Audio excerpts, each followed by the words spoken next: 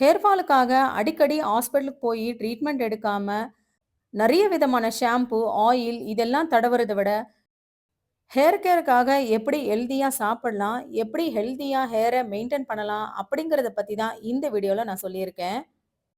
Kids recipe அப்படிங்கிற ஐடியில இருந்தும், மர்ஸ்லின் கீத்து அப்படிங்கிற சிஸ்டரும், டீனேஜ் பிள்ளைங்களுக்கு ஹேர் கேர் பத்தின வீடியோ போடுங்க சிஸ்டர் அப்படின்னு கேட்டிருந்தாங்க. இதுல எனக்கு கிடைச்ச அனுபவங்கள வச்சு சில டிப்ஸ உங்களுக்கு நான் சொல்லணும்னு நெனைக்கிறேன். ஏன்னா, டீனேஜ் வயசுல எனக்குமே ஒரு பொண்ணு இருக்கா. இந்த வயசுல தான் நெறைய பிள்ளைகளுக்கு ஹார்மோன் சேஞ்சஸ்னால நெறைய ப்ராப்ளம்ஸ் வரும். இப்படிப்பட்ட ப்ராப்ளத்த என் பொண்ணுமே ஃபேஸ் பண்ணிக்கிட்டு தான் இருக்கா. இதுல எனக்கு கிடைச்ச அனுபவங்கள வச்சு இந்த வீடியோல நான் சில விஷயங்கள் சொல்லியிருக்கேன். இந்த டிப்ஸ் உங்களுக்கு பிடிச்சிருந்தா நீங்களும் ஃபாலோ பண்ணுங்க. ஃபர்ஸ்ட் பாயிண்ட் நம்ம ஹெரிடிட்டி தாங்க. நம்ம அப்பா, அம்மா, தாத்தா, பாட்டி இவங்களுக்கெல்லாம் எப்படி இருந்துச்சோ, அதுக்கேத்த மாதிரி தாங்க நம்மளுக்கும் இருக்கும். 2வதா நம்ம ஹெல்தியான சாப்பாட சாப்பிடணும். 3 பார்த்தீங்கன்னா, ஹேர் கேர் ரொட்டீன்.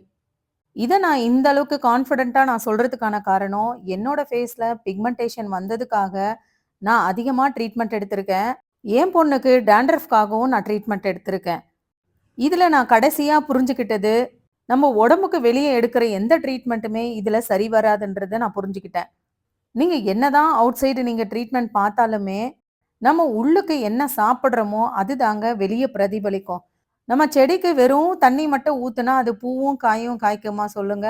அதுக்கு தேவையான நியூட்ரிஷன் நம்ம குடுக்கும்போது தான், அதுல பூவும் விடும், காயும் காய்க்கும். அதே மாதிரி தான் நம்ப பாடியும். நம்ம ஹேருக்கு தேவையானது புரோட்டீன், அயர்ன், ஒமேகா 3 இது எல்லாத்தையுமே நம்ம பாடியில நல்லா அப்சர்வ் பண்றதுக்காக விட்டமின் சியும் நமக்கு தேவ. இன்னைக்கு ஹேர் கேருக்காக நான் என்னென்ன பண்றேன் அப்படிங்கிறத பத்தி நான் சொல்றேன். நான் வந்து pumpkin seeds, flax seeds, sunflower seeds இது கூடவே கொஞ்சம் எள்ளும் எடுத்திருக்கேன். பாதாமு, முந்திரி இது எல்லாத்தையுமே நான் தனித்தனியா வறுத்து எடுத்துக்கிறேன். உங்களுக்கு வேணும்னா வேர்க்கடலை கூட வறுத்து தோல் எடுத்துட்டு இதுல சேர்த்துக்கலாம். வறுத்த எல்லாத்தையுமே நம்ம ஒண்ணா மிக்ஸ் பண்ணி வைக்க போறோம். முந்திரியும் பாதாமும் பெருசா இருக்குங்கிறதுனால நான் இத வந்து கட் பண்ணி எடுத்துக்கிறேன். அடுத்ததா புரோட்டீன் டெய்லி ஒரு ஒரு சுண்டல் வகைய ஊற வச்சு, முளைக்க வச்சு, வேக வச்சு டாக்டர் குடுக்க சொல்லியிருந்தாரு. இதையுமே நான் டெய்லி பண்ணிக்கிட்டு தாங்க இருக்கேன். நெறைய சாப்பிடணும்னு அவசியம் இல்ல. ஒரு கைப்பிடி அளவுக்கு சுண்டல் இருந்தா போதும். அதுவே அவங்களுக்கு தேவையான அளவு புரோட்டீன் கிடைச்சிரும். இது கூடவே நம்ம டெய்லி ஒரு முட்டையும் குடுத்தா போதும். கண்டிப்பா இதெல்லாம் நாம தான் செய்யணுமா? அவங்களா இதெல்லாம் சாப்பிட்டுக்க மாட்டாங்களா? அப்படின்னு கேட்பீங்க. நிச்சயமா அவங்க சாப்பிடவும் மாட்டாங்க. நம்ம சொன்னா செய்யவும் மாட்டாங்க. ஏன்னா, அவங்க வயசு அப்படிங்க. இந்த வயசுல நம்ம என்ன சொன்னாலுமே அவங்களுக்கு புரியாது. அதுக்குன்னு ஒரு வயசு வர்றப்ப நிச்சயமா அவங்க இது எல்லாமே புரிஞ்சுப்பாங்க. உங்க பிள்ளைங்க எப்படி செஞ்சு குடுத்தா இந்த சுண்டல சாப்பிடுவாங்களோ, அவங்க விருப்பத்துக்கு ஏத்தா மாரி செஞ்சு குடுங்க. அப்பதான் அவங்களும் இத விருப்பப்பட்டு சாப்பிடுவாங்க. நீங்க நான்வெஜ் சாப்பிடுறவங்களா இருந்தா, ஆட்டோட ஈரல மாசத்துக்கு 3 முறை இல்லன்னா 4 முறையாச்சும் செஞ்சு குடுங்க. என்னால அதிகமாலாம் செலவு பண்ண முடியாது அப்படின்னு நீங்க சொல்றவங்களா இருந்தா, இருக்கவே இருக்கு கறிவேப்பில. இத பொடி பண்ணி டெய்லி 1 ஸ்பூன் நெய்யில 1 ஸ்பூன் கறிவேப்பில பொடிய சாப்பிட குடுங்க. இப்ப பாருங்க ட்ரை ஃப்ரூட்ஸ் எல்லாத்தையுமே கட் பண்ணி நான் ஒண்ணா மிக்ஸ் பண்ணி வச்சிருக்கேன். இதுல டெய்லி ஒரு 2 ஸ்பூன் சாப்பிட்டா போதும். அதே மாதிரி சுண்டல் வகையிலயும் 1 கைப்பிடி அளவுக்கு சாப்பிட குடுங்க. அதே மாதிரி முட்டையும் டெய்லி 1 குடுங்க. ட்ரை சீட்ஸ்ல நெறைய வெரைட்டி இருக்கு. நான் மினிமலா தான் சேர்த்திருக்கேன். இப்ப சாப்பிடுறத பத்தி பேசணும். தலைக்கு நான் என்ன அப்ளை பண்றேன் அப்படிங்கிறத பத்தி சொல்றேன். ஒரு 200 எம்எல் தேங்காய் எண்ணெயில 1 கைப்பிடி அளவுக்கு சின்ன வெங்காயத்த அரைச்சு நான் சேர்த்துக்கிறேன். நீங்க வேணும்னா கறிவேப்பில கூட சேர்த்துக்கலாம். நான் வந்து அப்படியே பச்சையா அரைச்சு அதுல இருக்கிற ஜூஸ் எடுத்து தாங்க தலைக்கு தடவுவேன். சில பேருக்கு இந்த வெங்காயம் தடவனா கோல்ட் ஆகும். அப்படிப்பட்டவங்களுக்கு தான் நான் இந்த மாதிரி காய்ச்சி தடவ சொல்லி சொல்றேன். லோ ஃப்ளேம்ல இந்த வெங்காயம் ப்ரவுன் கலரா ஆகுற வரைக்கும் நம்ப காய்ச்சிக்கலாம். அதுக்கப்புறம் நல்லா ஆற வச்சு இத ஃபில்டர் பண்ணி எடுத்துக்கலாம். இந்த எண்ணெய வாரத்துல 2 நாள் தலையில நல்லா மசாஜ் பண்ணி குளிச்சா போதும். இதுல நல்லாவே ரிசல்ட் கிடைக்குங்க. சில பேருக்கு டாண்ட்ரஃப் இருந்தா கூட அதிகமா ஹேர் ஃபால் ஆகும். அப்படி இருக்கிறவங்க கண்டிப்பா ஆயில் தடவாதீங்க. டாக்டர கன்சல்ட் பண்றது ரொம்பவே நல்லது. என் பொண்ணுக்கு டாக்டர் வந்து ஆயில் தடவவே கூடாதுன்னு சொல்லி வச்சிருக்காரு. அப்படியே தடவுனாலும் ஒரு 15 நிமிஷத்துல ஹேர் வாஷ் பண்ணணும்னு சொல்லி வச்சிருக்காரு. நெறைய பேருக்கு நெறைய விதமான நம்பிக்கை இருக்குங்க. ஆனா எனக்கு வந்து ஆயில் தடவுனா தான் ஹேர் குரோத் ஆகுங்கிற நம்பிக்கை எனக்கு இல்ல. என்னோட தலைக்கு பார்த்தீங்கன்னா, ஆல்மோஸ்ட் ஒரு 15 வருஷத்துக்கு ஆயிருக்கும். நான் வந்து ஆயில் தடவுறதே இல்ல. எப்ப வந்து நான் ஆயில் தடவி குளிக்கிறேனோ, அந்த மாதிரி சமயத்துல தான் எனக்கு வந்து ஹேர் ஃபால் அதிகமா ஆகுது. இது எனக்கு தெரிஞ்சதுலேருந்து நான் தலைக்கு எண்ணெய் தடவுறதே நான் ஸ்டாப் பண்ணிட்டேன். இப்போ வரைக்குமே எனக்கு நல்ல ரிசல்ட் எது குடுக்குதுன்னு பார்த்தீங்கன்னா, இந்த ஆனியன் ஜூஸ் தான். ஒரு கைப்பிடி சின்ன வெங்காயத்த நான் மிக்ஸியில அரைச்சு, இதில இருக்கிற ஜூஸ எடுத்துப்பேன். வாரத்துல 3 நாள் இத கண்டிப்பா நான் தலைக்கு அப்ளை பண்ணி குளிச்சிடுவேங்க.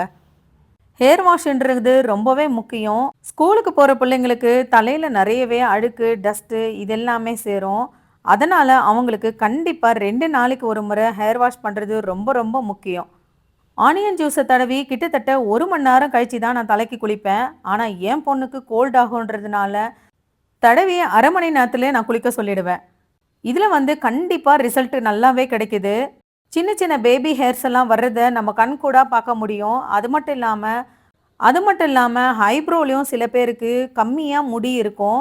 அந்த மாதிரி இருக்கிறவங்களும் ஐப்ரோக்கு கொஞ்சம் ஆனியன் ஜூஸ தடவி பாருங்க. சின்ன சின்ன ஹேர்ஸ் கண்டிப்பா அதுல வர்றத நீங்க பார்க்க முடியும். கடைசியா நம்ம தலைக்கு என்ன ஷாம்பு போடலாம் அப்படிங்கிறத பத்தி தான் பாருங்க. இது எல்லாமே என்னோட ஷாம்பு கலெக்ஷன். இங்க இருக்கிற ஒவ்வொரு ஷாம்புக்குமே ஒரு ஒரு ஸ்டோரி இருக்குங்க. இது எல்லாமே டிவி விளம்பரத்த பார்த்து நம்பி வாங்கின ஷாம்பு தான். Ayurvedic, paraben free, chemical free அப்படின்னு சொல்ற ஷாம்பு கூட நான் வாங்கியிருக்கேன். அந்த மாதிரி ஷாம்பு போடும்போது பார்த்தீங்கன்னா, இன்னுமே எனக்கு அதிகமா முடி தான் கொட்டியிருக்கு. சில சமயம் டாக்டர்ட்ட கன்சல்ட் பண்ணிட்டு அவங்க குடுக்குற ஷாம்பு யூஸ் பண்ணும்போதுமே பார்த்தீங்கன்னா, ஹேர் ஃபால் ஆகும். திரும்ப டாக்டர் கிட்ட போய் சொன்னோம்னா, மறுபடியும் வேற ஷாம்பு தான் எழுதி குடுப்பாரு. இந்த நைல் ஷாம்பு பார்த்தீங்கன்னா, சென்னைக்கு என் அண்ணி வீட்டுக்கு போயிருந்தப்ப இத நான் யூஸ் பண்ணேன். ரொம்பவே நல்லா இருந்துச்சு. அதனால இங்க வந்து நான் வாங்கி பார்த்தேன். இது ஆன்லைன்ல வாங்குனதுனாலே என்ன தெர்ல, டூப்ளிகேட் இருக்கும் போல. இது போட்ட உடனே அதிகமா முடி கொட்ட ஆரம்பிச்சுச்சு. அப்புறம் நான் ஸ்டாப் பண்ணிட்டேன். இந்த சன்சில்க் பிளாக்கு வாங்கி போட்டப்போ ரொம்பவே நல்லா இருந்தது. ஆனா இதோட ஸ்மெல்லு ரொம்ப ஸ்ட்ராங்கா இருந்தது. இது குளிச்ச உடனே பார்த்தீங்கன்னா, அப்படியே தலைவலி வந்துரும். அது மட்டும் இல்லாம தலையில இச்சிங்கும் வர ஆரம்பிச்சுச்சு. முடியும் கொட்ட ஸ்டார்ட் ஆயிடுச்சு. இந்த ஷாம்பு யூடியூப்ல பார்த்து தான் இத நல்ல ரிவ்யூஸ் இருந்துச்சுன்னு வாங்குனேன். ஆனா இத போட்டு குளிக்கும்போது, அப்படியே பஞ்சு மாதிரி என்னோட முடி ஆயிடுச்சுங்க. இந்த ஹெட் அண்ட் ஷோல்டர் ஷாம்பு பார்த்தீங்கன்னா, என் பையன் யூஸ் பண்ணிட்டு இருந்தது. யூஸ் பண்ண உடனே முடி எல்லாமே ரொம்ப ரஃப் ஆயிடுச்சு. அதனால அவன் ஸ்டாப் பண்ணிட்டான். இது வந்து ஆயுர்வேதிக் ஷாம்புன்றதுக்காக இத நான் வாங்கியிருந்தேன். வாங்குனப்போ 1 மாசத்துக்கு ரொம்பவே நல்லா இருந்துச்சு. அதுக்கப்புறம் பார்த்தீங்கன்னா, இது அதிகமா முடி கொட்ட ஆரம்பிச்சுச்சு. அதனால நான் இத ஸ்டாப் பண்ணிட்டேன். இதுவுமே சன்சில்க் தான். வால்யூம் ஷாம்புன்றதுக்காக வாங்கியிருந்தேன். இதுவுமே எனக்கு செட் ஆகலைங்க. முடி தான் கொட்ட ஆரம்பிச்சது. அடுத்ததா நான் வாங்குனது இந்த மாமா எர்த்தோட ஆனியன் ஷாம்பு. நெறைய பேருக்கு இந்த ஷாம்பு செட் ஆயிருக்கலாம். ஆனா வந்து எனக்கு இது செட்டே ஆகல. தலைக்கு குளிச்சோம்னா முடி நல்லா படிய உட்காரவே இல்ல. அப்படியே பஞ்சு மாரி பறக்க ஆரம்பிச்சது. அதனால இத நான் போடுறதே நான் ஸ்டாப் பண்ணிட்டேன். இவ்ளோ ஷாம்பும் வாங்கி கடைசியா எனக்கு எந்த ஷாம்பு தான் செட் ஆச்சு அப்படின்னு நீங்க கேட்டீங்கன்னா, ஒரு 2 வருஷமா நான் வாங்குற ஷாம்பு இதுதான். இந்த ஷாம்பு போடும்போது தான் எனக்கு தலையில எந்த விதமான இச்சிங்கும் இல்ல. அது மட்டும் இல்லாம ஏர் ஃபாலும் இல்லாம இருந்துச்சு. இது என்னோட தலைக்கு செட்டான ஷாம்பு தாங்க. ஆனா ஒவ்வொருத்தருக்கும் இது வேறுபடும். நான் வாங்குறேன்றதுக்காக நீங்க வாங்கி போட்டீங்கனாலும், இது உங்களுக்கு செட் ஆகலனா கண்டிப்பா இது ஏர் ஃபால் ஆகும். இப்ப நான் போடுற இந்த சன்சில்க் ஷாம்பு என் பொண்ணுக்கு செட் ஆகுறதில்ல. அதனால அவளுக்கு பார்த்தீங்கன்னா, நான் வேற ஷாம்பு தான் அவளுக்கு வாங்கியிருக்கேன். ஒவ்வொரு ஷாம்புவும் நான் யூஸ் பண்றப்போ ஹேர் ஃபால் ஆச்சுன்னா அப்படியே நான் ஸ்டாப் பண்ணிடுவேன். அந்த மாதிரி சமயத்துல வெங்காயத்த அரைச்சு அதோட ஜூஸ் எடுத்து நான் தலைக்கு தடவுனா, முடி கொட்டுறதே எனக்கு ஸ்டாப் ஆயிடும். என் பொண்ணுக்கு கடைசியா செட் ஆனது பார்த்தீங்கன்னா, இந்த லாரியால் ஷாம்பு தான். இத தவிர அவளுக்கு எந்த ஷாம்பு போட்டாலுமே தலைமுடி பார்த்தீங்கன்னா, ரொம்பவே ட்ரை ஆயிடும். ரொம்பவே ரஃப்பாவும் இருக்கும். கண்டிஷனர்னு பார்த்தீங்கன்னா, இந்த லாரியாலோட கண்டிஷனர் தாங்க. கண்டிஷனர் மட்டும் நாங்க 2 பேருமே ஒரே கண்டிஷனர் தான் யூஸ் பண்றோம். எங்க 2 பேருக்குமே இது சூப்பரா நல்லா செட் ஆயிடுச்சு. அடுத்ததா தலைக்கு தடவுற சீரம் பார்த்தீங்கன்னா, இந்த லாரியலோட சீரம் தான். இந்த சீரமுமே பார்த்தீங்கன்னா, தலைக்கு ரொம்பவே சூப்பரா இருக்கு. இப்ப நான் காமிச்ச ஷாம்புல நெறைய ஆயுர்வேதிக் ஷாம்பு இருக்கு. பாரபன் ஃப்ரீ இருக்கிற ஷாம்பு இருக்கு. கெமிக்கல் ஃப்ரீ இருக்கிற ஷாம்பு இருக்கு. இந்த ஷாம்பு எதுவுமே என் தலைக்கு செட் ஆகல. கடைசியா செட் ஆனது பார்த்தீங்கன்னா, இந்த சன்சில்க் தான். யாருக்கு எந்த ஷாம்பு செட் ஆகும்னு நம்மளால சொல்லவே முடியாதுங்க. அத நம்ம வாங்கி ட்ரை பண்ணி பார்க்கும்போது தான் அதோட உண்மையான ரிசல்ட்டே நமக்கு தெரியும். மெர்ஸ்லின் கீத்து ஹென்னா பற்றியும் கேட்டிருந்தாங்க. நான் போடுறது இந்த ஹென்னா தாங்க. இது வந்து சாதாரண ஃபேன்சி ஸ்டோர்லேயே எங்கள் வீட்டு பக்கத்தில் எனக்கு இது கிடைக்குது. ஹென்னாலையுமே நிறைய வெரைட்டி நான் வாங்கி பார்த்துட்டேன். ஒரு சில ஹென்னா போட்டிங்கன்னா கலரே வராது. சில ஹென்னா பார்த்தீங்கன்னா தலையில் போட்டு முடிச்சு நம்ம வாஷ் பண்ண பிறகு தலை நமைச்சலும் எடுக்கும். இப்போ இந்த ஹென்னாவுமே ஒரு சில டைம் எனக்கு தலையில் ஈச்சிங் வர ஆரம்பிக்கும். அந்த மாதிரி சமயத்தில் போட்ட அன்னைக்கே நான் வந்து ஷாம்பு போட்டுருவேன். அப்படி போட்டுட்டேன்னா எனக்கு வந்து அந்த தலையில் ஈச்சிங் இருக்கிறதில்ல. இல்லை 2 டேஸ் நான் வாஷ் பண்ணாமல் அப்படியே விட்டுட்டேன்னா எனக்கு வந்து ஈச்சிங் வர ஆரம்பிச்சிருது. நான் வந்து பியூட்டிஷியன் கிளாஸ் முடித்து நான் பார்லரில் ஒர்க் பண்ணிக்கிட்டு இருந்தப்போ பார்லரில் பார்த்தீங்கன்னா ஷஹானாஸ் அப்படின்ற பிராண்டு தான் யூஸ் பண்ணுவாங்க. அந்த பிராண்டுமே பார்த்தீங்கன்னா நல்லா தான் இருந்தது. என் பொண்ணுக்கு முதல்ல நான் டாக்டர்கிட்ட போனேன்னா ஜங்க் ஃபுட்டை விட்டுட்டு ஹெல்த்தியான ஃபுட்டை சாப்பிடு அப்படிங்கிறது தான் முதல்ல சொல்லுவார். இந்த வீடியோவில் நானுமே இந்த ஷாம்பு போடுங்க, இந்த ஆயில் போடுங்க, முடி கொட்டாது அப்படின்னு நான் சொல்லலை.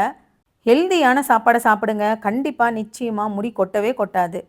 இந்த வீடியோவில் நான் சொல்லியிருந்த விஷயங்கள் உங்களுக்கு பிடிச்சிருச்சுன்னா லைக் பண்ணுங்கள், இல்லைன்னா டிஸ்லைக் பண்ணிக்கோங்க. தேங்க்யூ.